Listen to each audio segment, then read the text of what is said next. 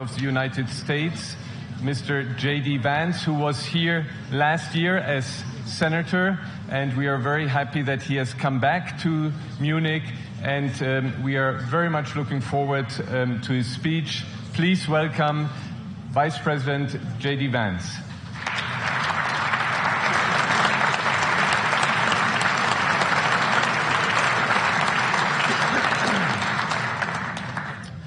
Well, thank you, and thanks to all the gathered delegates and luminaries and media professionals, and thanks especially to the host of the Munich Security Conference for being able to put on such an incredible event. We're, of course, thrilled to be here.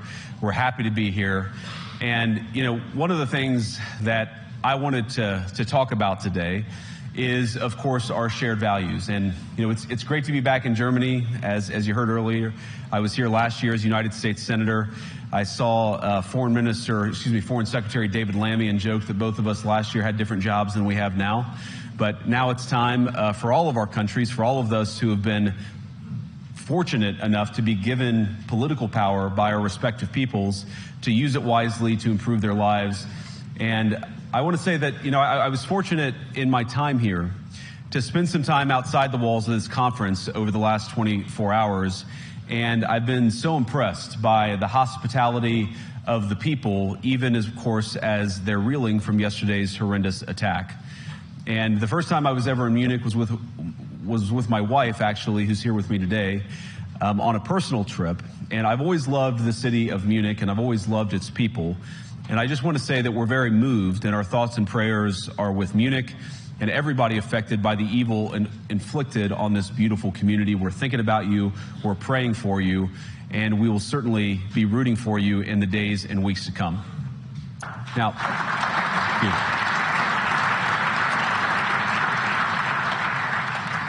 I hope that's not the last bit of applause that I get, but we gather at this conference, of course, to discuss security, and normally we mean threats to our external security. I see many great military leaders gathered here today.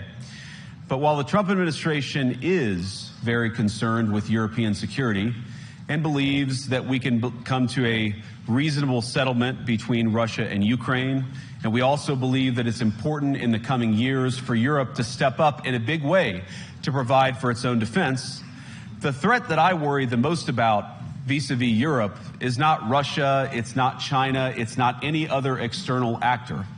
And what I worry about is the threat from within, the retreat of Europe from some of its most fundamental values, values shared with the United States of America.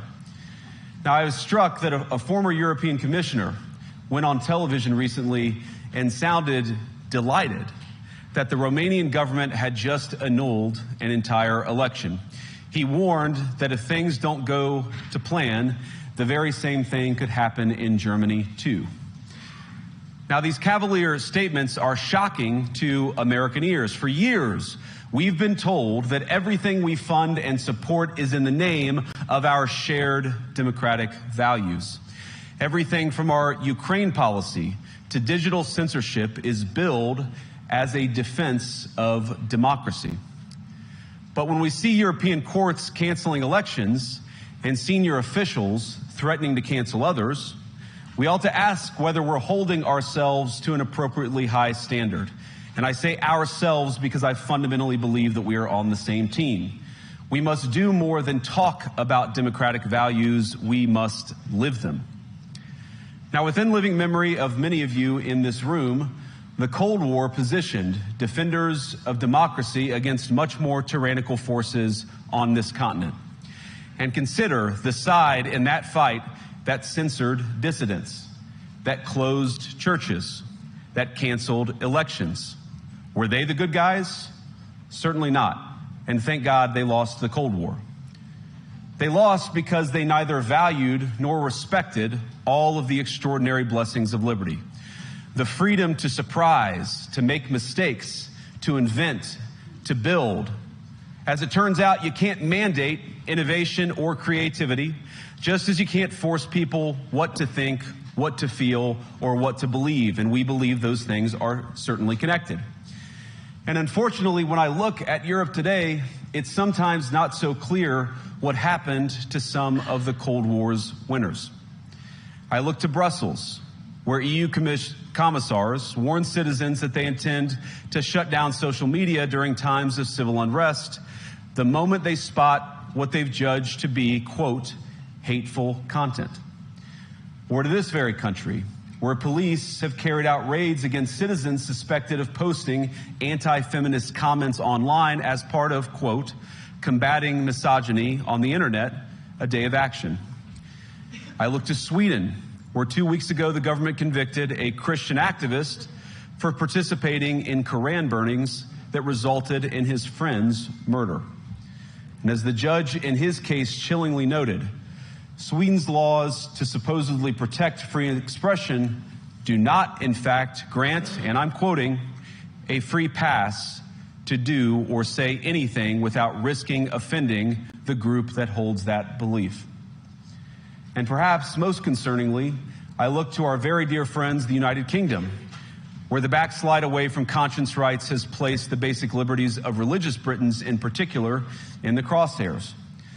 A little over 2 years ago, the British government charged Adam Smith Connor, a 51-year-old physiotherapist and an Army veteran, with the heinous crime of standing 50 meters from an abortion clinic and silently praying for 3 minutes. Not obstructing anyone, not interacting with anyone, just silently praying on his own. And after British law enforcement spotted him and demanded to know what he was praying for, Adam replied simply, it was on behalf of the unborn son he and his former girlfriend had aborted years before. Now, the officers were not moved. Adam was found guilty of breaking the government's new buffer zones law, which criminalizes silent prayer and other actions that could influence a person's decision within 200 meters of an abortion facility. He was sentenced to pay thousands of pounds in legal costs to the prosecution. Now, I wish I could say that this was a fluke, a one-off crazy example of a badly written law being enacted against a single person. But no, this last October, just a few months ago, the Scottish government began distributing letters to citizens whose houses lay within so-called safe access zones, warning them that even private prayer within their own homes may amount to breaking the law. Naturally, the government urged readers to report any fellow citizens suspected guilty of thought crime. In Britain and across Europe, free speech, I fear, is in retreat. And in the interest of comedy, my friends, but also in the interest of truth, I will admit that sometimes the loudest voices for censorship have come not from within Europe, but from within my own country, where the prior administration threatened and bullied social media companies to censor so-called misinformation. Misinformation like, for example, the idea that coronavirus had likely leaked from a laboratory in China. Our own government encouraged private companies to silence people who dared to utter what turned out to be an obvious truth. So I come here today not just with an observation, but with an offer. And just as the Biden administration seemed desperate to silence people for speaking their minds, so the Trump administration will do precisely the opposite, and I hope that we can work together on that. In Washington, there is a new sheriff in town, and under Donald Trump's leadership, we may disagree with your views, but we will fight to defend your right to offer it in the public square, agree or disagree.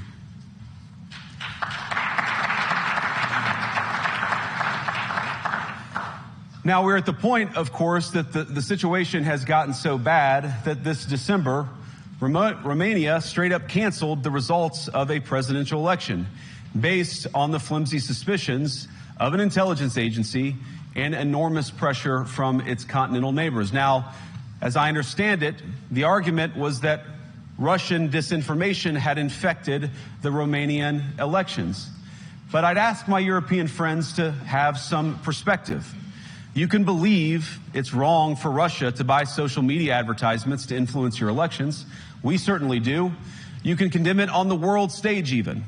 But if your democracy can be destroyed with a few $100,000 of digital advertising from a foreign country, then it wasn't very strong to begin with.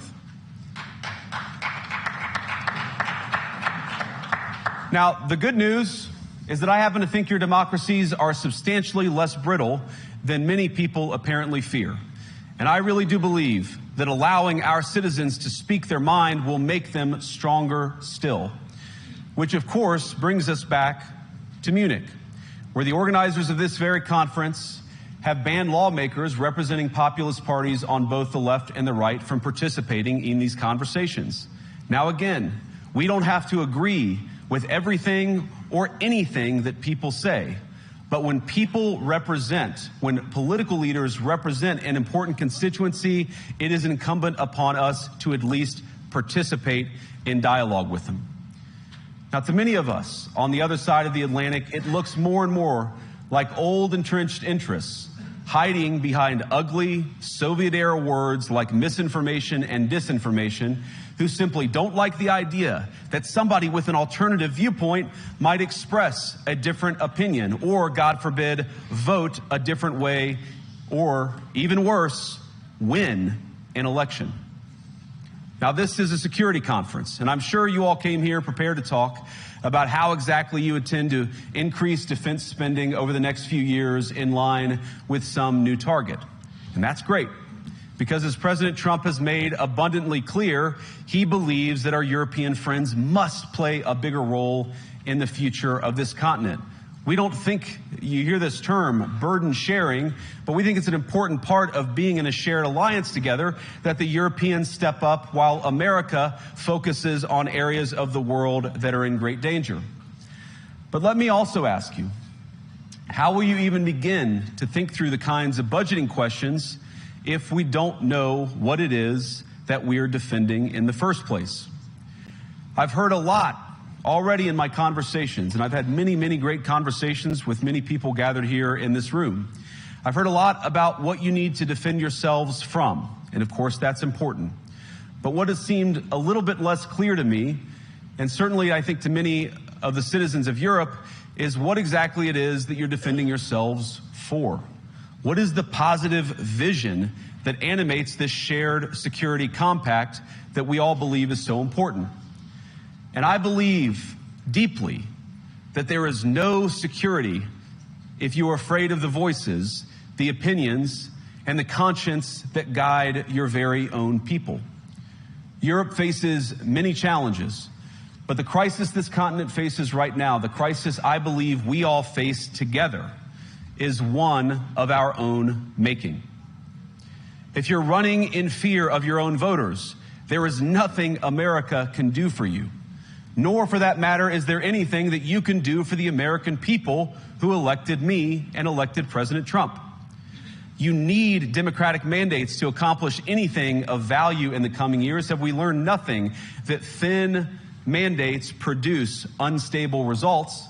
But there is so much of value that can be accomplished with the kind of democratic mandate that I think will come from being more responsive to the voices of your citizens. If you're going to enjoy competitive economies, if you're going to enjoy affordable energy and secure supply chains, then you need mandates to govern, because you have to make difficult choices to enjoy all of these things. And of course, we know that very well in America. You cannot win a democratic mandate by censoring your opponents or putting them in jail, whether that's the leader of the opposition, a humble Christian praying in her own home, or a journalist trying to report the news. Nor can you win one by disregarding your basic electorate on questions like who gets to be a part of our shared society. And of all the pressing challenges that the nations represented here face, I believe there is nothing more urgent than mass migration. Today, almost 1 in 5 people living in this country moved here from abroad. That is, of course, an all-time high. It's a similar number, by the way, in the United States, also an all-time high. The number of immigrants who entered the EU from non-EU countries doubled between 2021 and 2022 alone, and of course it's gotten much higher since. And we know this situation, it didn't materialize in a vacuum. It's the result of a series of conscious decisions made by politicians all over the continent and others across the world over the span of a decade.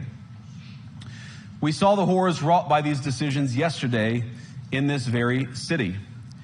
And of course, I can't bring it up again without thinking about the terrible victims who had a beautiful winter day in Munich ruined. Our thoughts and prayers are with them and will remain with them. But why did this happen in the first place? It's a terrible story, but it's one we've heard way too many times in Europe and unfortunately too many times in the United States as well. An asylum seeker, often a young man in his mid-20s, already known to police, rams a car into a crowd and shatters a community. How many times must we suffer these appalling setbacks before we change course and take our shared civilization in a new direction? No voter on this continent went to the ballot box to open the floodgates to millions of unvetted immigrants. But you know what they did vote for? In England, they voted for Brexit, and agree or disagree, they voted for it. And more all over Europe, they're voting for political leaders who promise to put an end to out-of-control migration. Now, I happen to agree with a lot of these concerns, but you don't have to agree with me. I just think that people care about their homes, they care about their dreams, they care about their safety and their capacity to provide for themselves and their children. And they're smart. I think this is one of the most important things I've learned in my brief time in politics. Contrary to what you might hear a couple mountains over in Davos, the citizens of all of our nations don't generally think of themselves as educated animals or as interchangeable cogs of a global economy. And it's hardly surprising that they don't want to be shuffled about or relentlessly ignored by their leaders. And it is the business of democracy to adjudicate these big questions at the ballot box. I believe that dismissing people, dismissing their concerns, or worse yet, shutting down media, shutting down elections, or shutting people out of the political process protects nothing. In fact, it is the most surefire way to destroy democracy. And speaking up and expressing opinions isn't election interference. Even when people express views outside your own country, and even when those people are very influential. And trust me, I say this with all humor, if American democracy can survive 10 years of Greta Thunberg scolding, you guys can survive a few months of Elon Musk. But what no democracy, American, German, or European, will survive is telling millions of voters that their thoughts and concerns, their aspirations, their pleas for relief are invalid or unworthy of even being considered. Democracy rests on the sacred principle that the voice of the people matters. There's no room for firewalls. You either uphold the principle or you don't. Europeans, the people, have a voice. European leaders have a choice. And my strong belief is that we do not need to be afraid of the future. You can embrace what your people tell you, even when it's surprising, even when you don't agree. And if you do so, you can face the future with certainty and with confidence, knowing that the nation stands behind each of you. And that, to me, is the great magic of democracy. It's not in these stone buildings or beautiful hotels. It's not even in the great institutions that we have built together as a shared society. To believe in democracy is to understand that each of our citizens has wisdom and has a voice. And if we refuse to listen to that voice, even our most successful fights will secure very little. As Pope John Paul II, in my view, one of the most extraordinary champions of democracy on this continent or any other, once said, "Do not be afraid." We shouldn't be afraid of our people, even when they express views that disagree with their leadership. Thank you all. Good luck to all of you. God bless you.